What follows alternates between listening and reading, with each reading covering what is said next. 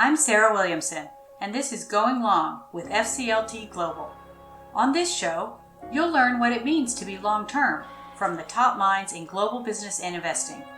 Leaders from companies and investment organizations join us to discuss how they are leading their teams for the long run on issues including capital allocation, risk management, climate change, and sustainability. To learn more, visit our website at fcltglobal.org. Today, my guest is Charles Emond. He's the President and Chief Executive Officer of CDPQ, one of North America's leading long-term institutional investors. He's responsible for the strategic direction of CDPQ and the global growth of the organization.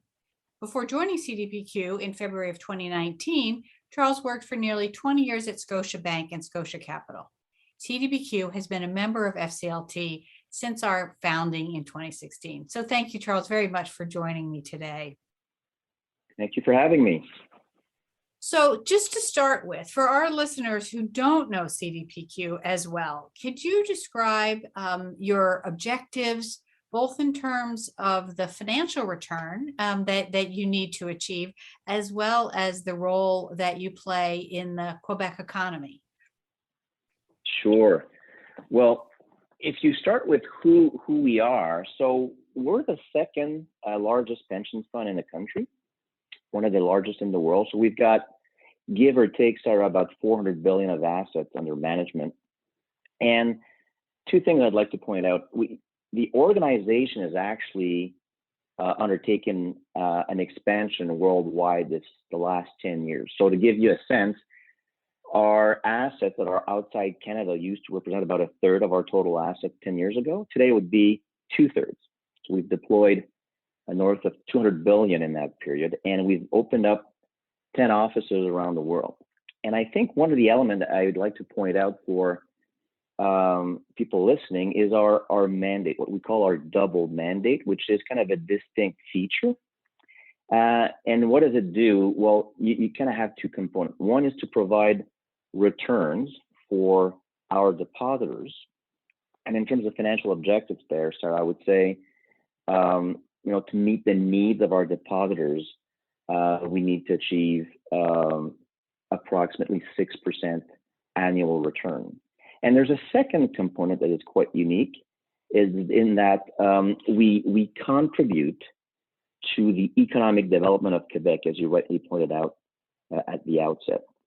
And so if you take those two components, generating returns to our depositors, there's 40 of them, representing, I'd say, 6 million plus Quebecers. And what is interesting, Sarah, there is they all have different investment objectives, different risk tolerance. And so overall, I would say the case CDPQ has on average a lower risk level than the majority of our Canadian peers. And one aspect that we like to describe that dual mandate is providing what we call constructive capital, which we can talk about, which is combining performance, the returns, providing returns as I talked about, but also combining performance with progress, which is kind of our concern and focus on ESG and sustainability.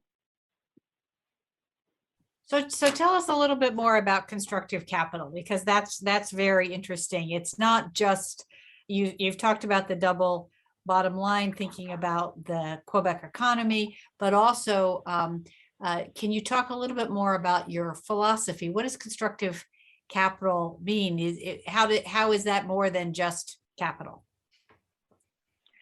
Well, it is something that we're really proud of. If you think about it, it kind of ties up with what I'd say long-term investing, whose definition has kind of evolved over the years, we feel. And so it's making sure you actually, you're committed, you're active in going beyond and helping creating value. So that's tied to the performance part of the equation in accompanying the companies that we're invested in. And at the same time, is the ability to reconcile and align interest from multiple stakeholders. And that relates to the progress component. And so from that perspective, it's combining these two that we feel is kind of a new approach to long-term investing that we feel is highly sought, as given expectations have actually changed over the years. The bar has been set higher, and so from that possibility, we see a lot of different scenarios where we can unlock a lot of value add because we're not short-sighted. So it's not just being a check and providing financial assistance. And the goal is to actually, with the company and for ourselves, to come out better, stronger on the other hand. So it's not just being passive and patient. It's actually the approach, the mindset as an investor, and the perspective you take in investment. So it's really being an active long-term owner and caring about the business that you're invested in, as well as the other stakeholders that are associated with it. Great way to summarize it. Yeah, exactly. So we know that CDPQ has a long record of leading on climate change, and that's probably related to this philosophy that you're talking about. But can you talk a little bit about how you've applied this philosophy to thinking about climate change and how you've incorporated climate change in your own investment process? Sure. Well, I would actually split the answer in three buckets, Sarah. So what we've done so far, what we're kind of aiming for now, and what we're adding to this strategy. So if you look at, so we've launched this climate strategy in 2017. And I'd say we were trailblazing in many respects back then. We were innovating by incorporating, I'd say, annual carbon reduction budgets for each of our asset classes. And so what have we done so far since in the last 4 years or so? Three things. A, we've reduced our entire portfolio's carbon intensity by 38%. So every dollar we invest, Sarah, now emits 38% less carbon intensity. Second thing we've done is we've actually doubled our green assets, what we call our zero emission assets, to 38 billion. And we've also committed in targeting a net zero portfolio by 2050. So this is what we've actually done the last 4 years. Actually quite proud about this. And we've even tied our compensation to meeting those objectives on an annual basis and reporting them publicly. Now, the second element I'd like to say is now we think it's time for renewing those targets and have more ambitious targets on the same two metrics, so green assets and carbon intensity reduction. So on the green assets, we just announced that we're going to triple our green assets to 54 billion. So those really contribute to a greener economy. And with respect to the carbon intensity reduction, we're going to reduce it by 60% by 2030. All those numbers are relative to 2017 levels. So those are important announcements because we feel that the world's changed even in a matter of a couple of years, and the climate risk has increased exponentially. So this is what we're working on existing targets. But what I'd like to conclude on is we're actually also adding new components, Sarah, to this climate strategy. And that has to do with accelerating the transition. And so I want to spend maybe a minute on that because we feel this is a necessary path to reaching a carbon neutral future. So as you would know, we have a fiduciary duty to our depositors. So we got to be diversified in our portfolio. So we got to be invested across the entire economy, the whole spectrum of sectors. And so we're creating, we just announced the creation of a $10 billion transition envelope. Now, why that? So we're going one step further. It broadens our strategy, and we wish to actually send a strong signal to support the decarbonization of the highest emitter sectors, whether you can think, sir, about steel, lithium, plastics, copper, because we feel this is the main obstacle, as I said, in reaching a net zero future. So how will we do that? Well, we'll make sure that we invest in companies that are certified upon our investment by external third parties, recognized scientific organizations. And so we'll have measurable targets and improving, helping them out in reducing their carbon emission. So we'll measure the results. We'll have, as we used to have, transparent reporting on an annual basis. And so that'll be an important component that we're adding to make sure that now we go where we need to do a big part of the job that needs to be done. That is to make sure the real economy transition. And last but not least, we're going to complete our exit from the oil production sector over the next 18 months. That is by the end of 2022.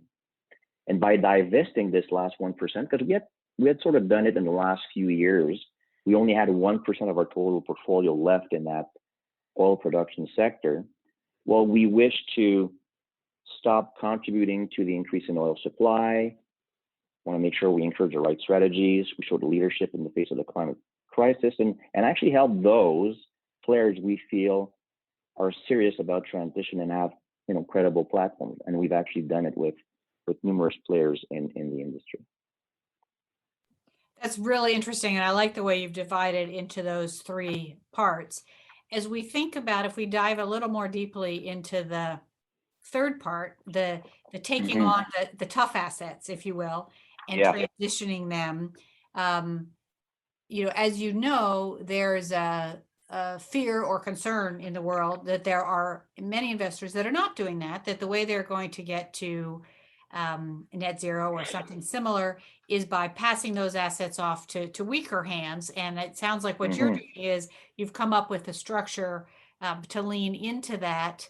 So do you expect your stakeholders to recognize that when you take on a carbon intensive business like steel, for example, that they'll see the carbon intensity of your portfolio perhaps go up, but then you'll drive it down farther? Is that how you're thinking about it?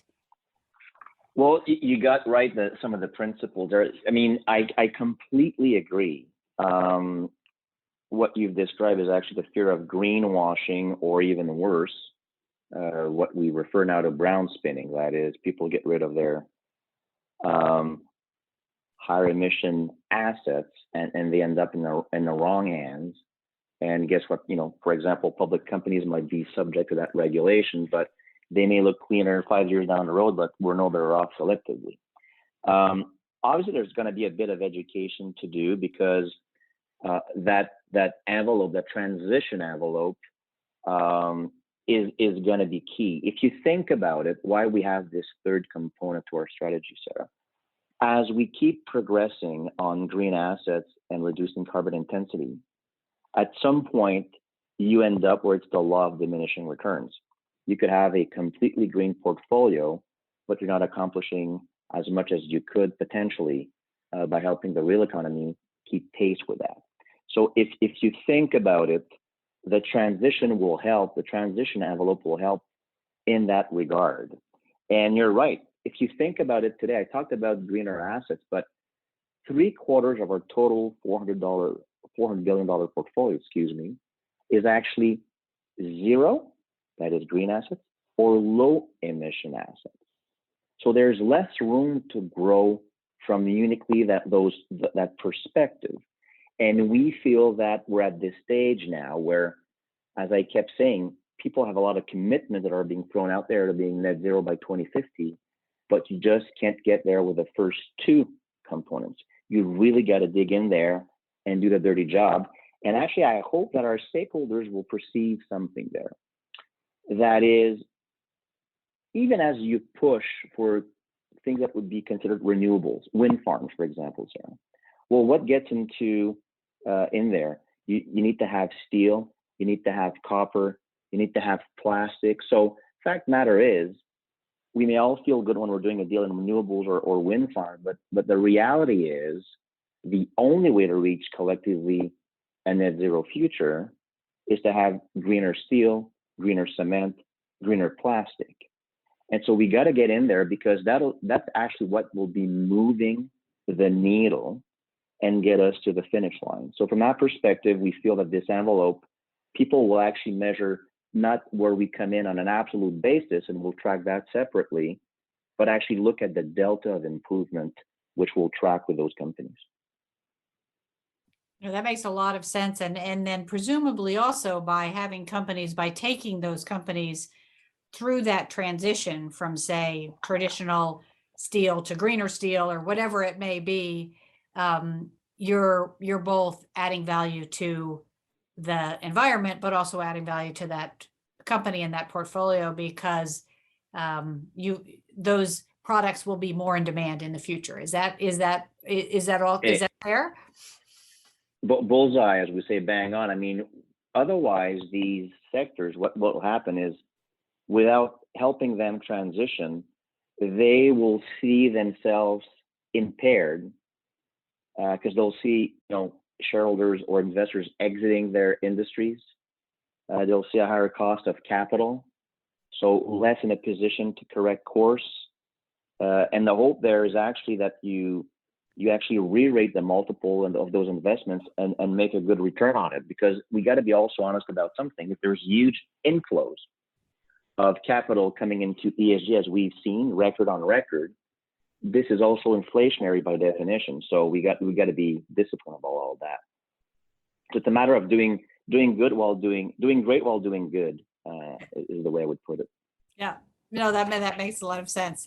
And building that capability. And as you said, holding people to account in terms of tying their compensation and so on to actually meeting targets. So to avoid the greenwashing mindset or brown spinning, as you said, that's a good one.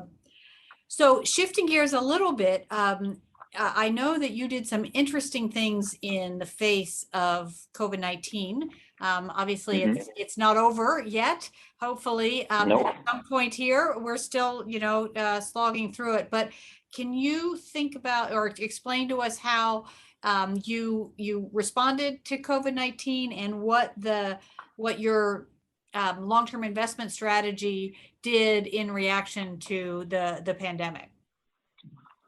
Sure, there are a lot of things, but and you're right. I mean, if you just start with the pandemic, where are we with that event? It's certainly at a different phase now versus 18 months ago, and the issue is it still impacts various parts of the economy, sectors, regions quite unevenly, to say the least. Kind of impossible to know the exact duration, the nature it'll take, the full extent of the consequences. So there's, as you said, there's no clear finish line, and probably some of those consequences will play out over several years. So we got to keep that in mind. The second element that I'd say before answering directly your question, Sarah, is there's kind of a new economy emerging pretty fast. Industry is undergoing a lot of transformation, deep changes, which I'd say it's great, represents opportunities, but at the same time, got to be mindful there's always two sides of the same coin. There's also risk that comes with that. So when COVID actually hit, there's kind of two questions we asked ourselves. The first one was how to benefit from it in terms of the opportunities for our depositors, and also coming back to this dual mandate, how do we actually help Quebec's economy be best positioned in that context? So let me give you maybe two examples, concrete examples on these two fronts. So I'd say supporting Quebec's economy during the pandemic, about I'd say 2 to 3 weeks after the lights went off, I'd say in mid-March around the world, we've set aside and announced a $4 billion envelope to send a strong signal to all of Quebec's companies that we were open for business, that use our capital, again, constructively in turbulent times when it's most needed. And so the goal here, Sarah, was to help Quebec companies in two ways. Either defensively, that is, we asked them, do you have enough cash to survive? As you recall, it was complete lockdown. First time a lot of those companies ever experienced that, or strengthen their balance sheet. Or actually help them out play offense. That is, how to help them out come out stronger on the other end, not knowing how long it will last. Or is this time to buy the international competitor you've been looking at for so long? So we play with those two dimensions. I'd say we dealt with hundreds of projects, a lot of inbound calls. We also proactively called 100% of our portfolio companies to assess their immediate needs. So in a matter of a couple of days, we had reached out to over 200 companies in our portfolio. And also we've tried to be, I'd say, creative. That is not just bringing money, but I'll give you an example. So we have a real estate division, Evanuate Cambridge. So as you well know, it was a difficult time for them. Let's say on the shopping malls that they've owned, because we had a lot of smaller tenants, retail tenants struggling, seeing their sales completely evaporate over time. So, and they had limited online capabilities. So we partnered our real estate division with a company called Lightspeed that you may know, which is one of our fastest growing tech company in our portfolio that actually does what provides online sales platform to clients. And so we gave our real estate division's retail tenants free access to Lightspeed software for a full year. So we helped them sort of leapfrog in terms of increasing their online capabilities and mitigate their losses from a top line standpoint. And on the other hand, Lightspeed actually accelerated its growth with new sticky clients. So see, that's kind of an example of creativity where we thought of bringing, I'd say, cross-sell synergies within our portfolio to help out companies undergoing into a lot of difficult moments. So that's one. A second example would be from a technology standpoint. So we all know the pandemic was a major leap forward in terms of digitization. And as we all know, I mean, next 10 years, there'll be more changing than the last 100. So what we've done in the last 18 months, Sarah, is redefine and consolidate and coordinate our approach from a tech perspective, digital strategy perspective, through three axes. That is, invest in the new economy to accelerate their growth. And there, we were, I'd say, probably the largest or one of the largest VC investors in Canada. And we like these companies because they actually strengthen their ecosystem. The second act is protect our assets against technological disruption, and that's kind of like playing defense. So how does technology disruption affect what we already own? And that's an even more important question, Sarah, I'd say, than the first one. It's a $400 billion question. And so we've incorporated that formally into our risk management process, even assessing cybersecurity and things like that. And the third one is transforming our own organization from a technology standpoint, using tech as a lever to strengthen the investment process, increase digital dexterity, incorporate augmented intelligence into our processes, and improve the human experience with technology with custom fit tools. So these would be kind of examples of what the pandemic created, but how we've tried to react to adjust accordingly. Well, those are great examples. I like the connecting your companies that can help one another out really in this sort of in an unexpected situation, as well as just the idea of being open for business. Were the companies surprised when they, sort of got the call that, you were there and you had capital? Was that, were other people doing that, or was that a little bit of a lone call that they were happy to receive? Well, listen, I'd say we've announced it publicly, and I must say, to my surprise, it actually got a lot of attention, even I'd say from partners worldwide, and gather a lot of interest. And first and foremost, like just taking science out of it, I mean, we came out and said, okay, why $4 billion? It could have been less, could have been more. What was important to us is to send a strong signal that we're open to support them. I think it gave them confidence to move forward. I think it showed them, coming back to Constructive Capital, what it means, being reliable, being there when the situation requires it. I think they really appreciated it. And in some instances, I have to be honest, Sarah, in some cases, we couldn't help people. It was either too small, we weren't the best institution to help them out, but in every cases, the personnel actually redirected those that we couldn't help necessarily, because we had criteria. Just to be to be clear, this was not a program where you just apply and you got money. We had the same return criteria, but obviously took a long-term perspective and brought in a lot of creativity to what each of those companies needed, which was quite different from one another. So from that perspective, I think, and I'm proud to say, I won't say it's because of us, there's a lot of other reasons for that, but kind of glad to see the Quebec's economy, quite diversified and amongst the strongest in the country. So from that perspective, I think we rise to the occasion, and we thought it was our job to stand up and provide confidence in the system. Yeah, no, that makes a lot of sense. So you mentioned the importance of technology, both in terms of, offense and defense, and also within your own organization. Do you think that is the next big opportunity for CDPQ, or is there something else? I mean, what do you think of as the opportunity or trend or risk that you're looking at next as you the next big thing? Yeah. Well, you're right. Technology is one of them. And I often say technology is too narrow a definition. It's more the new economy. Mm-hmm. What is interesting in your question, the way I'd like to address it, Sarah, is that the world is quite increasingly complex to navigate. So the velocity of changes has definitely increased. So every issue that comes by, I'd say, is comes both as an opportunity and a risk, or vice versa. Again, coming back, two sides of the same coin. So what we're trying to do in the organization is have that enhanced agility and adaptability to navigate those risks and opportunities. So you were talking about technology. Well, let's talk about the emergence of, let's say, digital-led economy.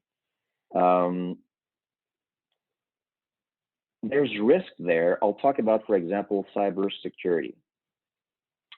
It's crucial now from a governance standpoint. So more connectivity means what? It actually means no one is safe, exempt from any risk now. So there are increasingly sophisticated cybersecurity threats. There's growing impacts for companies from a privacy standpoint, from an IP standpoint.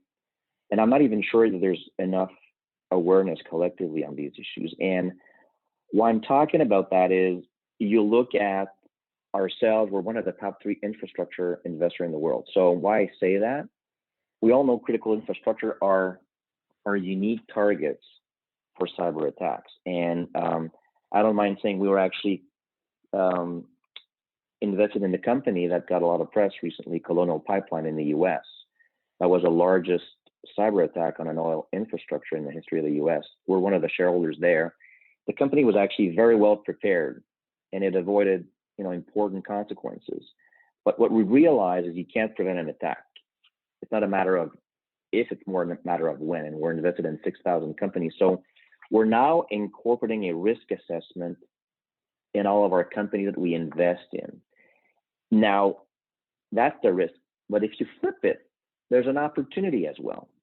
And I was talking, the market pre-pandemic in 2019, Sarah, was estimating that the digital economy would be 25% of the total economy in 2030. A year later, or 12 to 18 months later after the pandemic, that projection by the market is now at 35%. That is, they think the economy, the digital economy, will be 10% more the total economy in a matter of 12 months. So cyber will be an industry that's going to be growing massively. So what do? We assess the cybersecurity risk, sure, but we also invest in cybersecurity companies. So for example, as part of our due diligence process in a cybersecurity company that we liked, our team were so impressed. What did we do? Not only did we became a shareholder, we became a client, and we use them as a supplier. So see, they're a good example of how our approach can lead to opportunities. And that is one. ESG would also be another opportunity / risk when you think about it, that affects how we're going to actually allocate our capital. So opportunity is quite easy. We all know this is a huge opportunity, 50 trillion for the next few decades, the transition, and it's actually paid off for us with great returns recently. And we've been innovative on that front. You've got the E We've invested in some platforms for innovation and stewardship investing with CREO, which is a grouping of the largest family offices in the world. We've deployed S2G Venture, which is an agri-food platform for the next 3 years. Even on the S, we've got plenty of opportunities. We've launched a fund called 25 times 3, which targets diversity as a lever of development. So we've done some transactions there where we want to make sure that we invest in companies that have 25% representation of diversity in their boards, in the management team, and in their shareholder base. But on the flip side, we often don't talk about that, Sarah, that often, but ESG can be, there's risk to it. It can be a significant disruptor, and it can be inflationary, as I talked about. So these are important elements. On the E front, the climate, companies not moving fast enough, as we've talked about earlier, they can become stranded asset, higher cost of capital. The huge inflows chasing ESG assets around the world, where it's inflationary by definition. And on the S front, we all know that social consideration, the way you do business today, matters to clients. They vote with their feet, and it's kind of your license to operate. So the way I like to point it out is there's a lot of big trends out there. They represent opportunities, but at the same time, risk. So you got to be disciplined in how you approach them and use it to your advantage. That makes sense. One of the things we've thought about a lot is, how do we define long-term investing? And some people think of long-term investing, as you said before, as just being patient.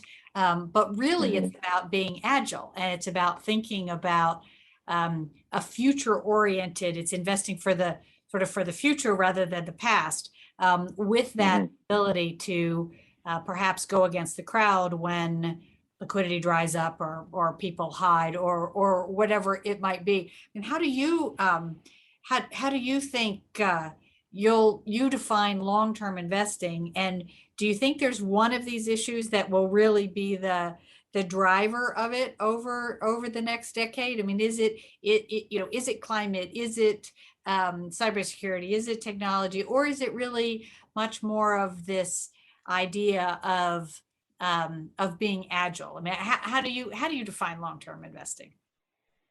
Well, I think it's and that's an important question. I mean, it's as I said, the definition has evolved, and I think it has to do with the perspective you take in your decision-making process.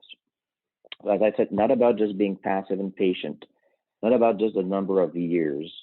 It's about what do you do, and we do it at the case because I think what's something that's helped us over the years, and I'm saying that with a lot of humility because I inherited that legacy which I want to perpetuate, but it has been influenced by our double mandate, where we perceive that combining performance returns with progress, that is, factoring in the objectives of multiple stakeholders and looking beyond just what you achieve immediately financially, but also what are the consequences of us investing somewhere more broadly, like concentric circles that expand.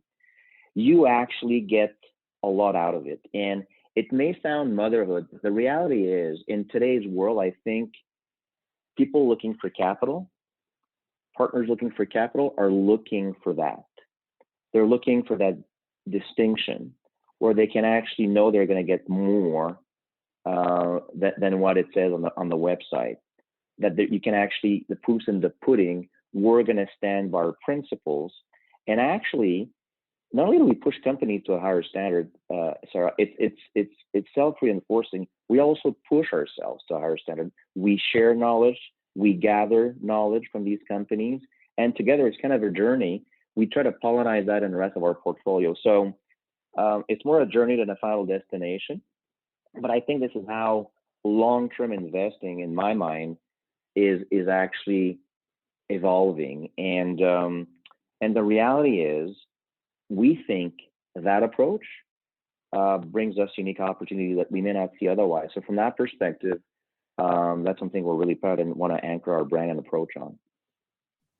Well, that's probably a good place to to leave it, but this combination of performance and progress and your being a preferred partner is something that I think is critical. And I think that companies recognize that they want to have shareholders who are going to be with them on that journey. Not everything will go well on that journey. We all know that, but that is part of that. So thank you for your leadership of this important organization. Obviously, thank you for your support of FCLT Global, and thank you for your time today. I really appreciate it. Thank you, Sarah, and really proud to be part of FCLT. It's an important organization, so thanks to you for your leadership. Thanks for listening to today's episode of Going Long with FCLT Global. Be sure to hit subscribe to get new episodes every other Monday. To learn more, visit our website at fcltglobal.org.